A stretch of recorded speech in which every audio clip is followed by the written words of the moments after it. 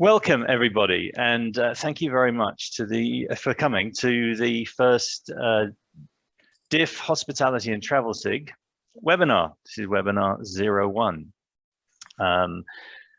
on and around the subject of self-sovereign identity, decentralized digital identity technologies, and very specifically the opportunities because of those for hospitality and travel. So I've got quite a full deck here. I'm going to take most of the hour, I think. If there are any questions, please do put them in the chat. We'll try and respond to them in the chat now. If we run out of time today, we will respond and can respond tomorrow even on our regular weekly SIG call. But there will be future webinars. The next one is on the 1st of September. And we will respond to questions that we haven't had a chance to address no later than the 1st of September. So let me start, and I want to start by answering a question that sounds simple but perhaps isn't, and that is, what is digital identity? A digital identity is the collection of data that represents a unique person or entity online. Now, that entity may be a person, may be an organization, or it can be a thing, such as an app or a device.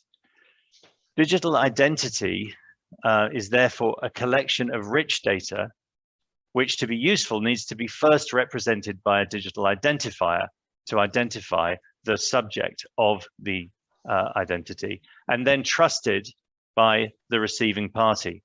So let's take a quick look at the digital identifiers currently in use in the hospitality context. And I'm going to use hospitality today, but it's interchangeable really for any other industry within the hospitality and travel spectrum.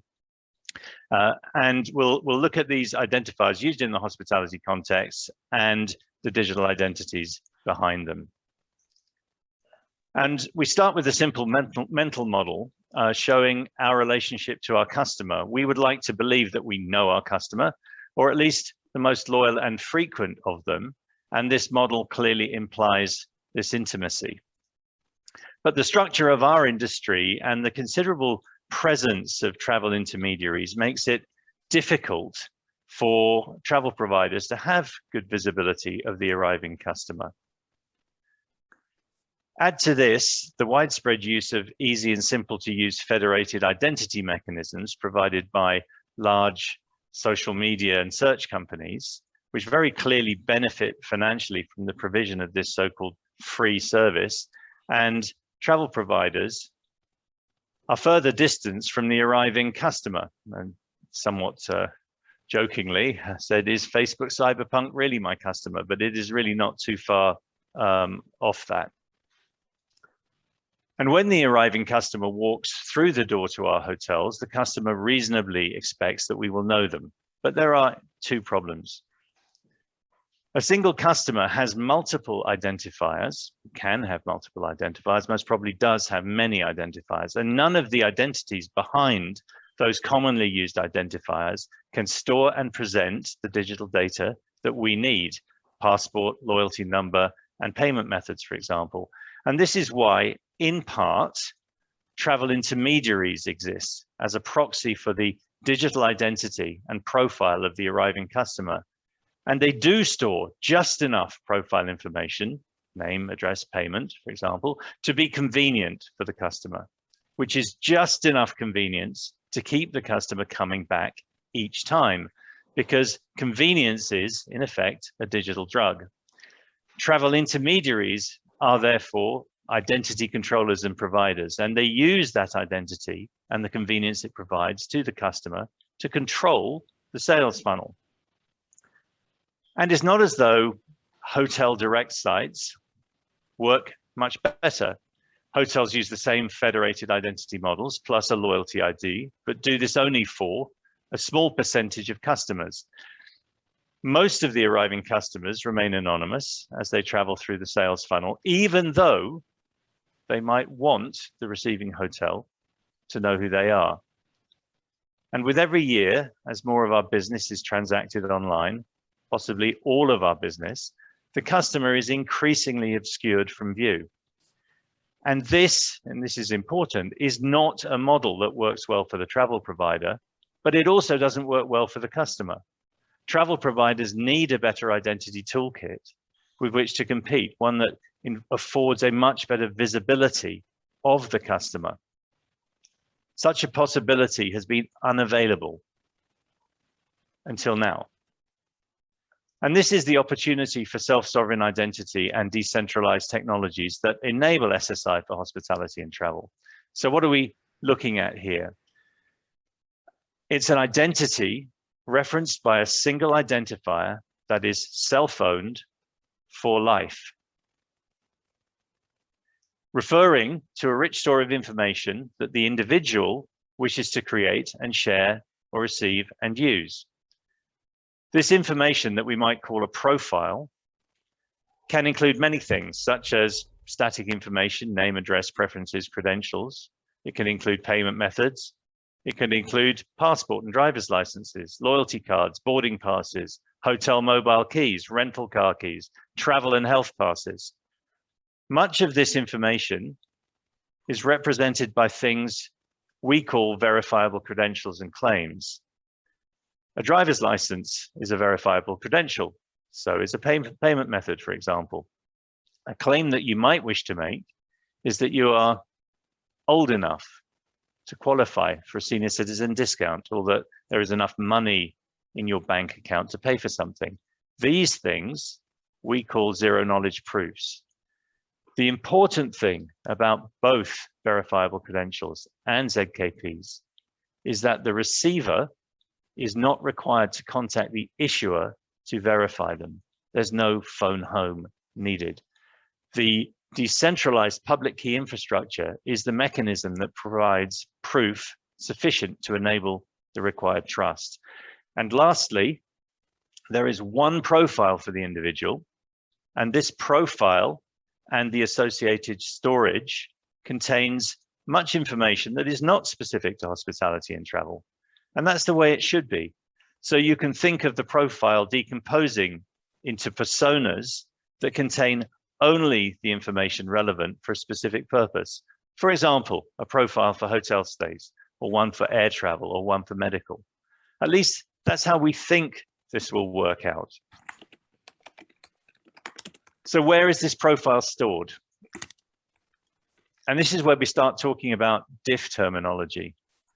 A profile is stored along with other information in a private data store owned and controlled by the identity subject and referenced by the subject's identifier. Importantly, one other thing to mention here, organizations can have identity too, and can also store information about themselves. And as you will see shortly, they can engage in commerce using this identity. And one last thing before we move on, that little red verifiable credential in the bottom right corner of the customer profile, well, that's an offer received from one of these hotels against a shopping request issued by a digital agent that is controlled by this customer and that has access to the information in the customer profile. And all this works because there is cryptographically proven trust enabled between all these entities. Trusted identities presenting trusted information, customer to business, business to business. And even things can have an identity and be trusted. So before we move on, a quick summary. People, businesses, and things can have identity and can use this identity and trusted information associated with this identity to engage in commerce. So that's the groundwork. Now let's look at a high-level view of the diff architecture. And here it is. And it doesn't look that familiar if you're arriving with a typical travel technology mental map. I'll explain the individual elements in more detail on the next slide. But now, the important points, working from the bottom up. Here we see multiple decentralized systems, blockchains in this case, of different types, containing the public keys of the identities that they enable. Above that, a set of tools and diff components used to enable interactions between these identities. Now note, that the travel provider on the right-hand side uses in abstract essentially the same components as the individual. And last point here, and this is a very important point. Everything that I've said up to this point leads to this. The interaction model enabled by the decentralized technologies and the trusted identities that they support, if it has not yet become obvious, is a peer-to-peer interaction.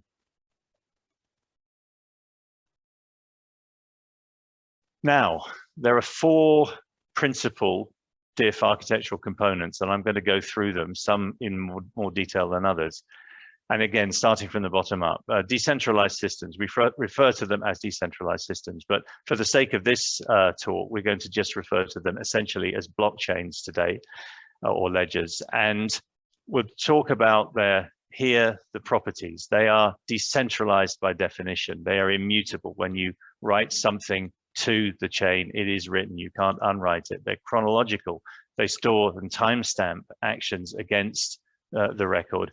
And they can be public. In the case of decentralized identity technologies, they need to be public.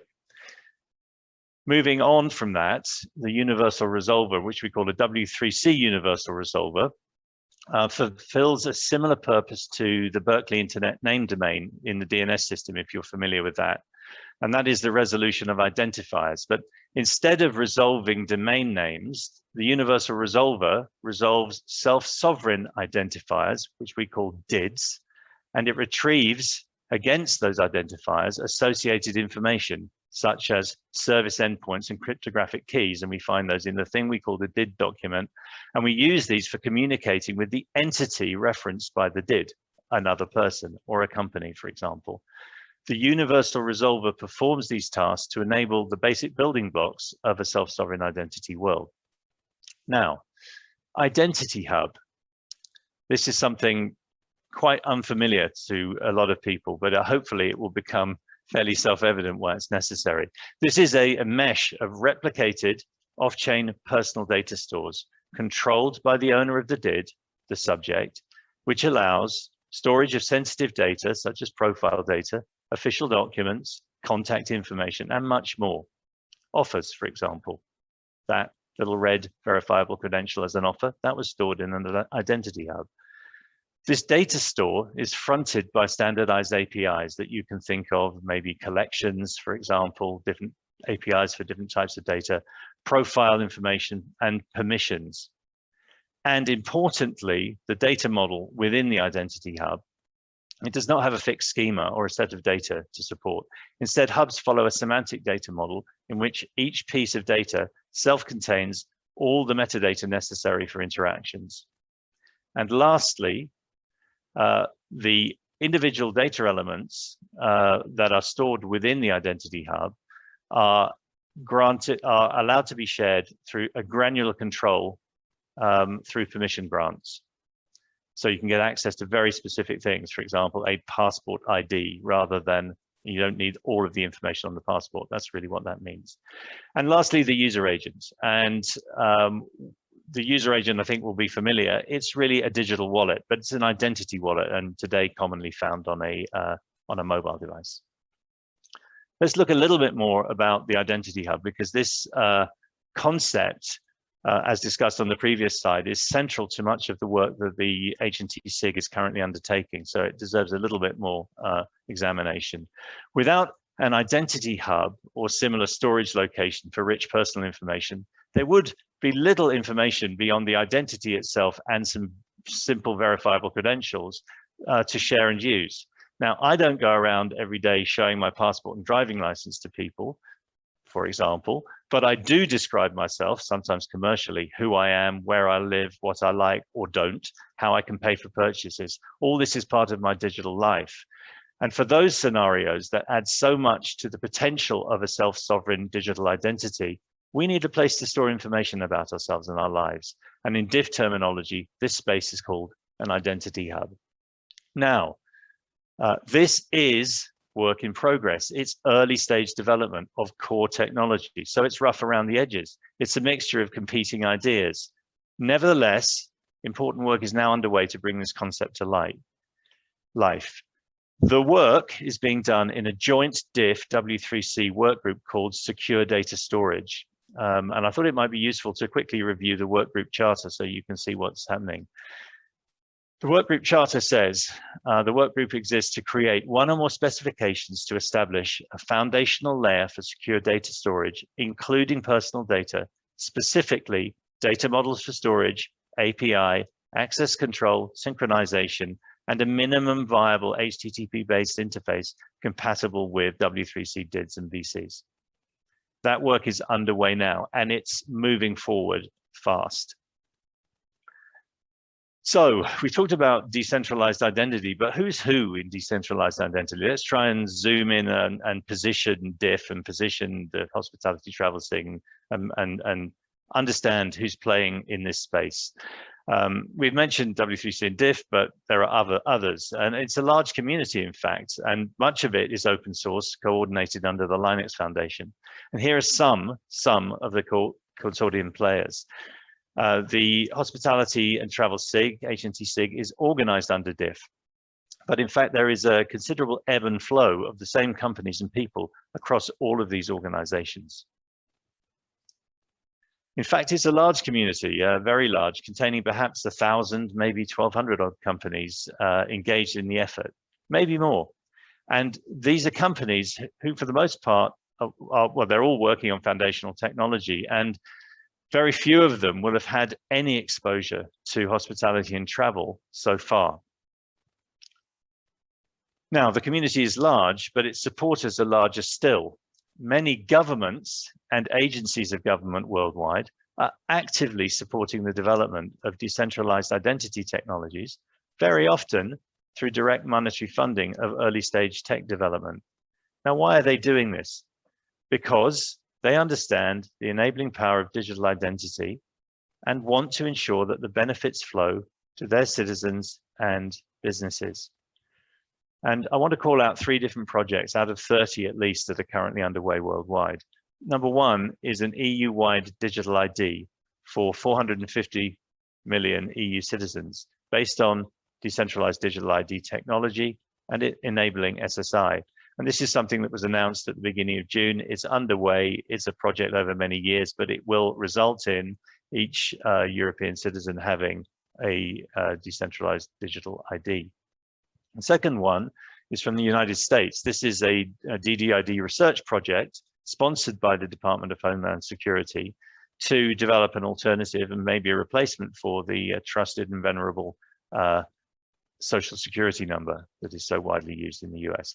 And very interesting commercial, thirdly, a very interesting commercial DDID project, which is sponsored by the German government across a number of sectors. The very first use case being hotel check-in for guests under corporate contract.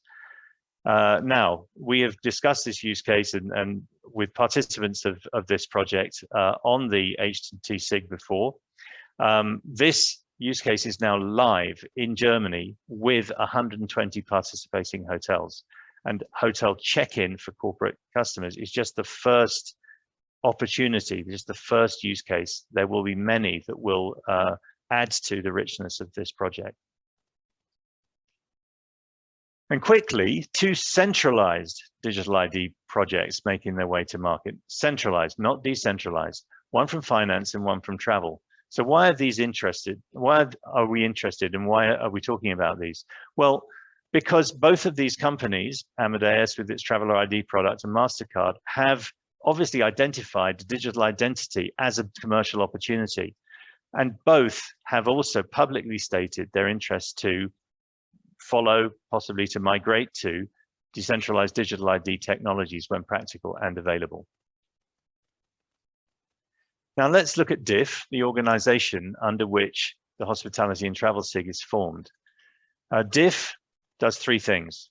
It engages in the development of technical specifications. So groups in DIF develop specifications and emerging standards for protocols, components, data formats that implementers can execute against. But DIF doesn't just stop there. It produces reference implementations, or its members produce reference implementations beyond specifications to develop open source reference implementations of the technical components and the protocols that are specified. And lastly, DIF engages in industry coordination. And it's effectively the leading decentralized identity organization in the identity space. And these three things in one place is the reason for the H&T SIG organized under DIF. So who is the H&T SIG?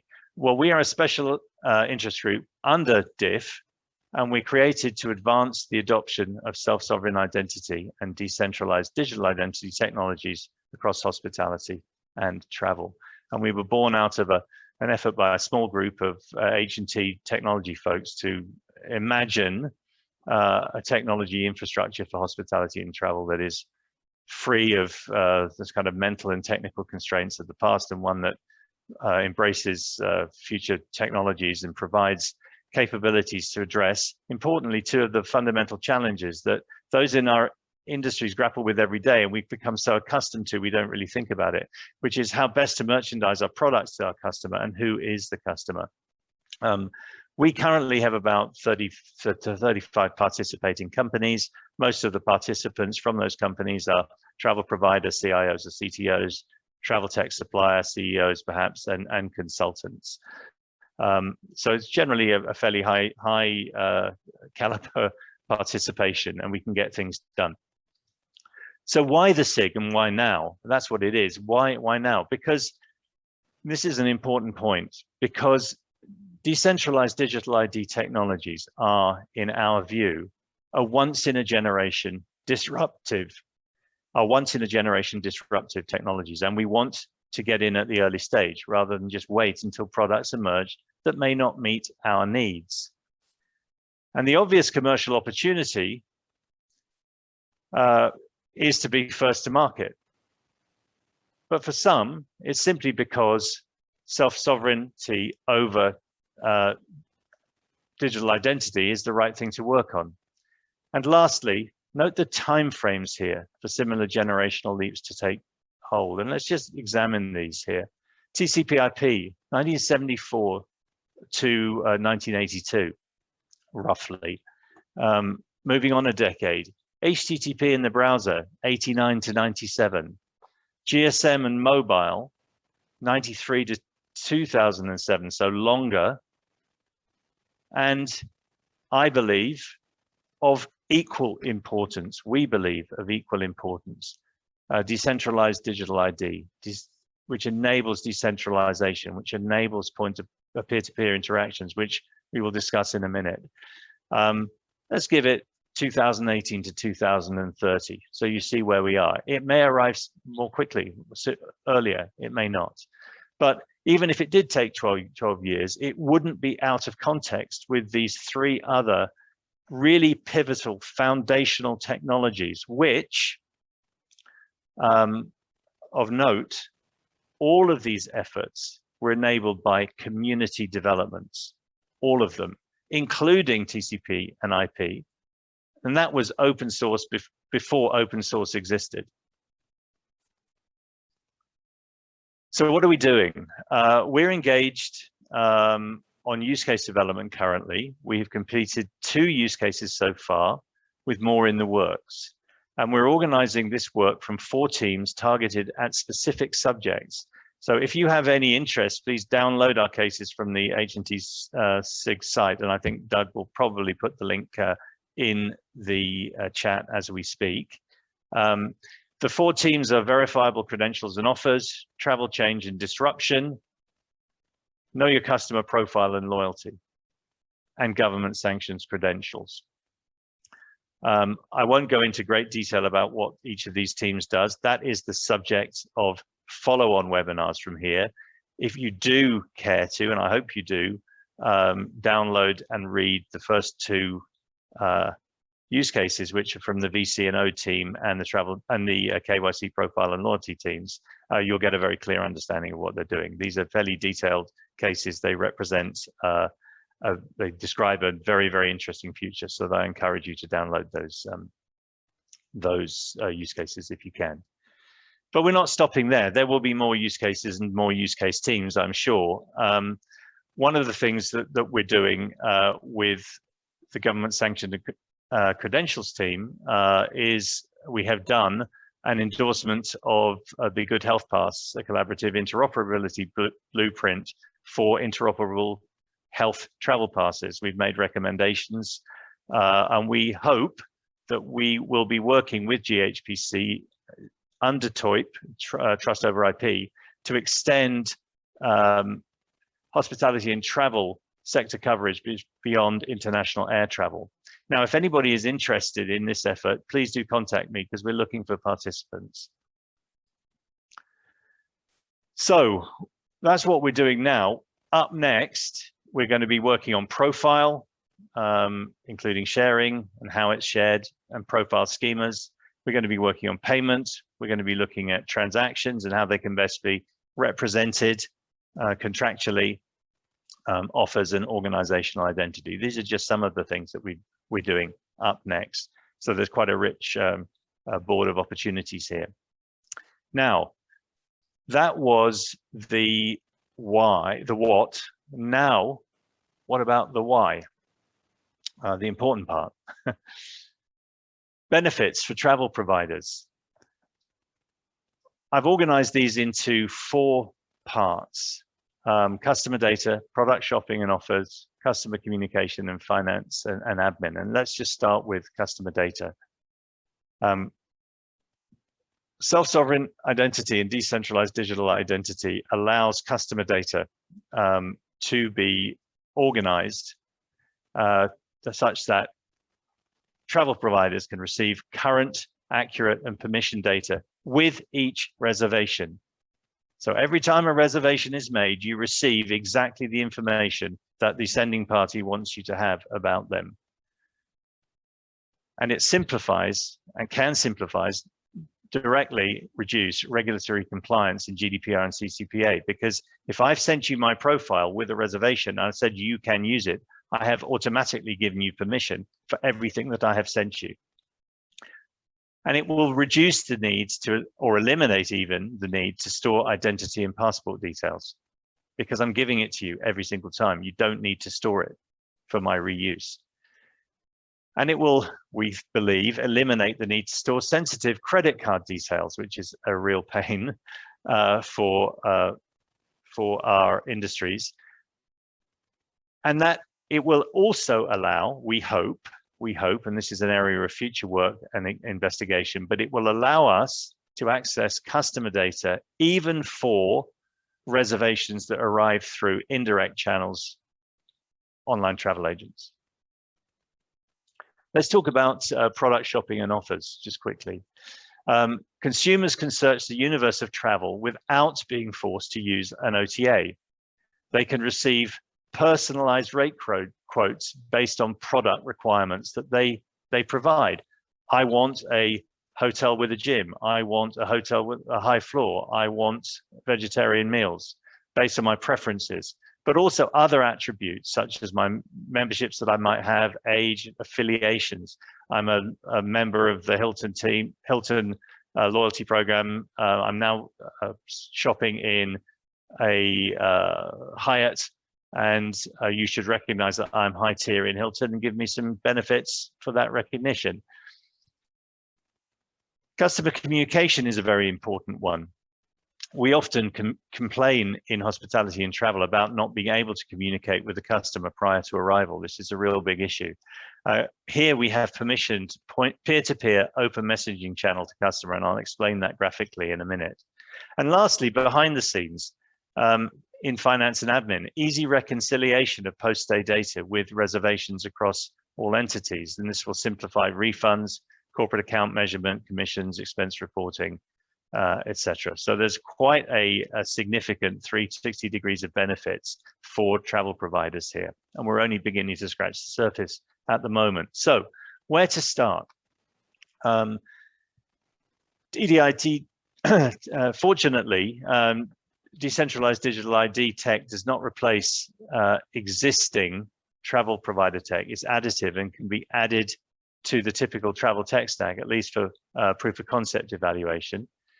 If I was going to choose a target application for POC evaluation, I would want to position identity wallets as the other channel to market alongside the familiar direct and indirect channels that we use today. And I would further target this new capability towards my best customers. We have now created a peer-to-peer commercial interaction between the travel provider and the customer, where identity of both parties is known, and the rich information behind these identities is available at a granular level and with permission, and it can be trusted. The two integrations necessary to make this interaction work are, firstly, integrate the travel provider identity hub into existing systems. Secondly, integrate the travel provider mobile app, the typical hotel or airline mobile app, with the customer identity wallet to allow the rich information stored in the identity hub of the customer to flow to the travel provider and be useful. And one point to make clear, I started this webinar suggesting that the powerful intermediary model that is so defining in hospitality and travel, and which obscures the customer and makes supplier-customer communication very difficult. Well, here we have a direct peer-to-peer supplier-customer relationship. There is no intermediary present. So how should we communicate with that customer? Should we continue to send emails? Should we talk over Facebook Messenger? Well, no, we don't need to, because a direct messaging capability is possible, identity hub to identity hub. And you think, well, how can that be? Well, it's very simple, because a message is just data. Doesn't matter what type of message it is, it's just data. And that's what identity hubs store. And lastly, there is still a potential role for intermediaries in the P2P commerce world, at least in the short, medium term. Here, the intermediary takes on the role of an identity service relay. But very importantly, the identity service relay does not need to provide, own, or store any information about the customer. The ID service acts as a relay between two parties, enabling peer-to-peer commerce for travel providers who may not yet be ready to directly integrate decentralized digital ID technologies into their existing technology stacks to engage in peer-to-peer commerce. At least this is how we think it might turn out. And again, this is work in progress. So, a quick summary, and I'll leave you with some questions. We have seen that decentralized digital ID technologies enable peer-to-peer commerce. And I have suggested that our best customers might be the best place to start with this new model for commerce. And I have shown that direct continuous communication, something that previously was so difficult, is now possible. So if you could talk unconstrained to your most loyal customers, well, what would you say?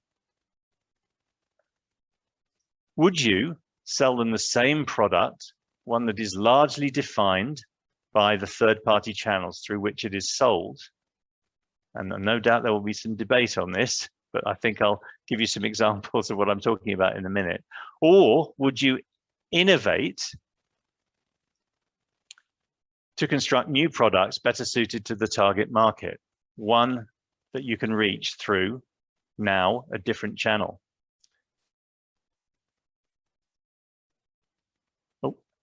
So, a flight, a taxi, a meeting room at a local hotel, a hotel room by the minute. Choose your hotel room. These are different products. Familiar, yes, but they're not products that we could sell through third-party channels today, because these products are a different size and shape. They don't fit on the store shelves that OTAs provide. Now, I give these as simple examples, right? By no means am I necessarily promoting these things. But to be clear, none of these products exist today, and they may never exist unless we choose to build them. But it depends on unconstrained thinking and the availability of new technologies. And all of these products require different thinking and different technologies in order to be able to merchandise them, to offer them for sale. And one, and probably the most important, is decentralized digital identity that enables peer-to-peer digital commerce. And with that, I'd like to say thank you This is the end of our first webinar. I hope it will not be the last. We are planning at least 2 more that will explore in depth some of our use cases and how they enable new opportunities for hospitality and travel. The second webinar will take place at the same time on Wednesday, September the 1st. That's 11 a.m. Eastern Daylight Time. So please do make a note in your diary. And again, thank you very much for attending this webinar. And that's me signing off, and goodbye for now. Over to you, Doug. Or I guess we have some time if we have any questions. Great. Got about 20 minutes. So you can either raise your hand or post in the chat, or just speak out if you have questions.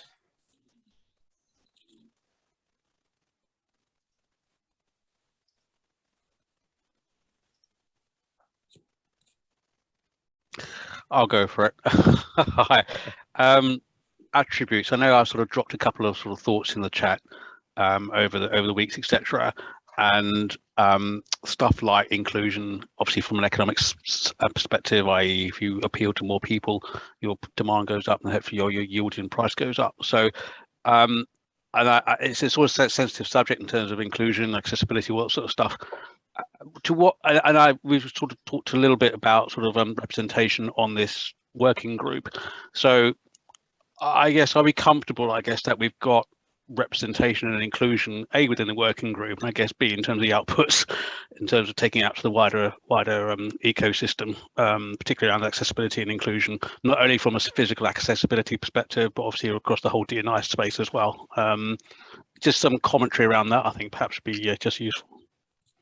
Well, simply to say that our participation in the Hospitality and Travel SIG is open to all.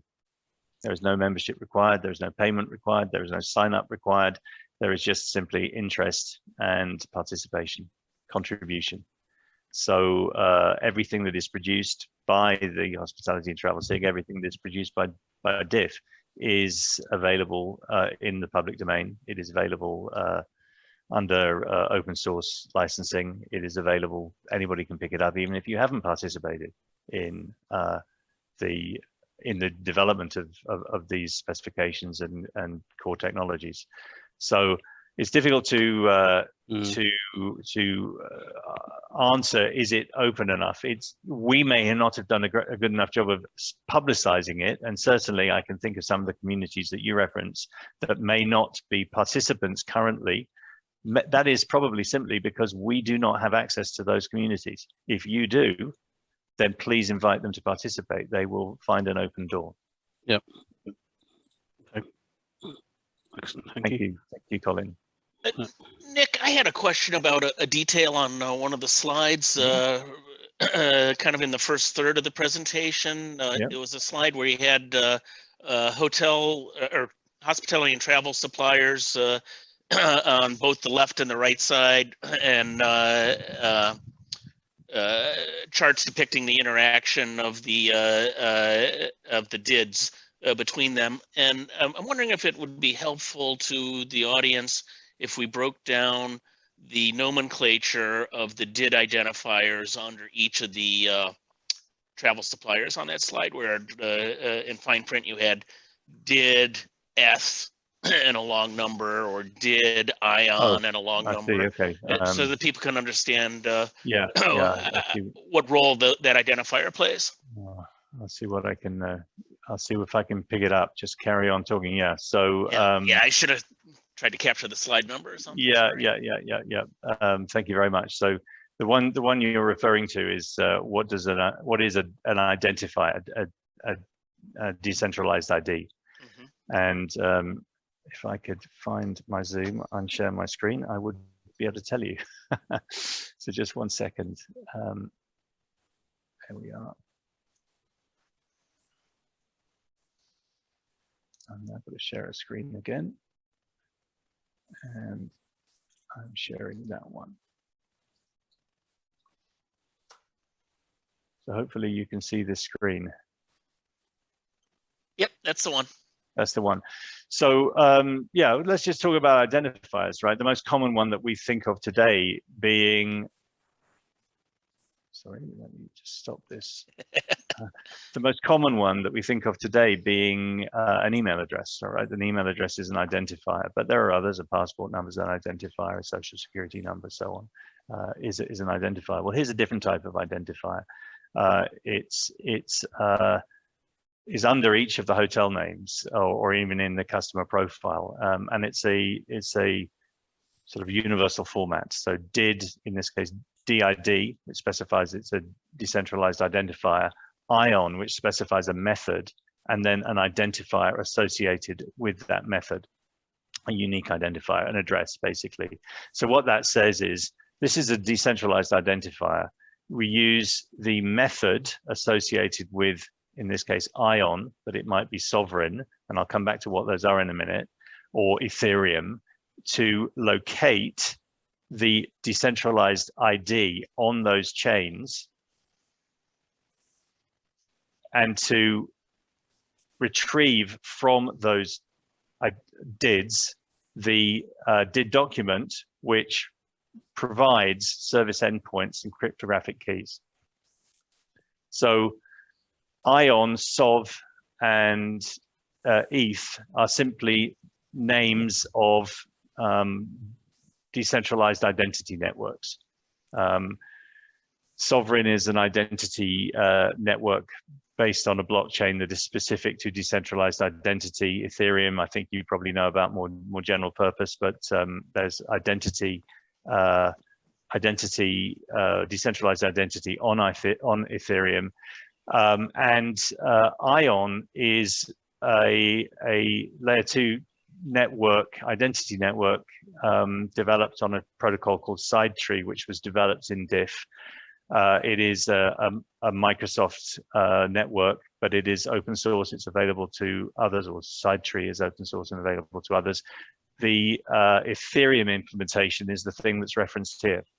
So you have SideTree on Ethereum, open source layer 2 network protocol. So one of the things illustrated in this slide is the idea that decentralized digital identity concepts are intended to be interoperable from the concept stage, and really to create an open and competitive marketplace for delivering these services. Yeah, nobody owns them, right? In order for decentralized digital identity to work, there has to be a vibrant and massive ecosystem globally, and therefore it's a foundational enabling technology. It's like IP. If IP had been closely managed and held within certain organizations and license fees associated with it and royalties, it would never have taken off. We would never have used it. We'd be using, who knows, IPX networks or something like that now. So yeah, exactly. So yeah, this is why this is important. We're at that one of those really pivotal moments here where hopefully in 10 years time, these identifiers will be more common than your social security number, and they will be more common than your passport number or your email address, because they will have replaced them. And I think there's an analogy here that that may be useful to some people, which is, you look at those DID representations on this slide. It's really no different than a URL for a website. It's used exactly the same way, except for the fact that it does support different variations of the resolution for the different chains. But just like a website points you to a particular server that will give you HTML code back when you make a call, this will give you an identity back when you make a call. Yeah, that's exactly right, Doug. And it's the job of the universal resolver to receive the request for the identity resolution, to find out which chain it is. So it's the universal resolver is taking this address and it's saying, I'm being asked to resolve a decentralized ID. I can find that ID on an ION network. I use the method associated with the ION network to resolve 1, 1, 3, 4, 5, A, B, C, D, E, F, whatever. And of course, that's a very simplified, not a real ID, but you get the idea. Hey Nick, Josh Dow from Wyndham here. Great to see the evolution in the deck here. You know, it's only been a couple of weeks and definitely some new content to absorb. As you you know, envision this kind of through the architecture phases into eventual implementation, any thoughts around how the DID world will interact with the rest of the kind of blockchain ecosystem? Like, you know, to me, the opportunities here are really coupled closely with payment. Do you envision the hub being able to manage kind of cross-chain interoperability so that we could execute a smart contract and have that reconciled against an Ethereum address for payment, or is that kind of somebody else's role outside the domain of tick done? Please, huh? George, Okay. please come and participate in the hospitality and travel thing. That's exactly what we're talking about. Sounds like a POC to me, Nick.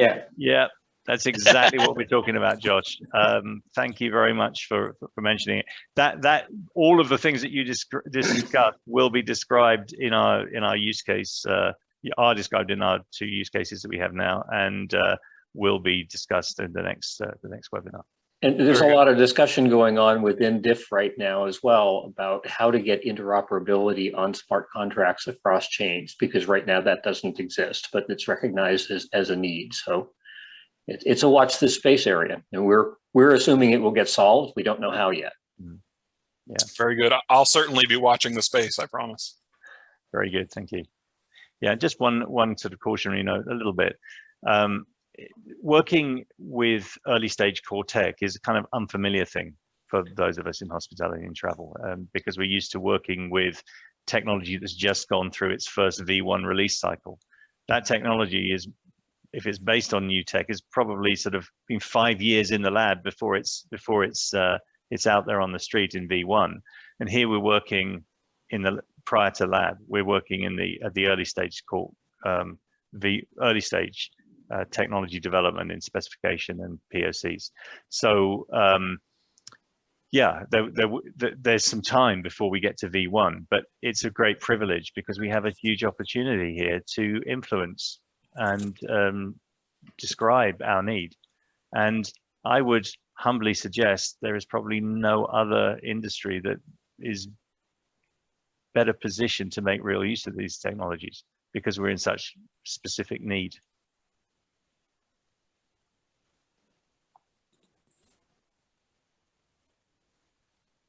Any other questions before we sign off? One question regarding next week's session, Nick. You mentioned we're going to explore more deeply the 4 use cases we've built over the last several months. I would say that could be a very logical follow-up to everyone here. But to those of you in your networks, it would also be a good recruitment opportunity if you have API economy partnerships already in place to bring some of those people here.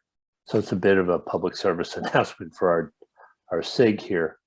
But the more the merrier on these sessions, because I think that'll help unearth a lot of potential project relationships that we hope to encourage. Yeah, are you referring to webinar 2? Yes, webinar 2. Yeah, so September 1? September 1, I know I misstated the date, September 1, yes. Okay. And for the benefit of those who want to share this session, it is recorded. The link will be sent out sometime probably later today to the mailing list. If you're not on the mailing list, you can use the link I posted in the chat to sign up, to get instructions on how to get on the mailing list. Or if you need to, you can reach out to one of us for guidance on the link to this webinar. You just need to wait for Zoom to compile it. Can I think maybe we can just call out some new participants. Alex is here. Alex Bainbridge is new on the call. I don't know if he wants to say hello. Who else is new here?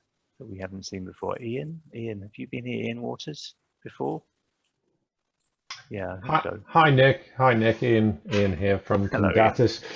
You probably know my colleague Gillian. Gillian Indeed. Jones. So I'm also from Condatus. I normally spend my side on the dark side in the FSI SIG in the diff group. So I thought I'd come along today because you came and presented to us a few weeks back. Indeed. I did. Yes, I did. And we'd be delighted to have a more effective interaction with the banking and finance folks on their SIG.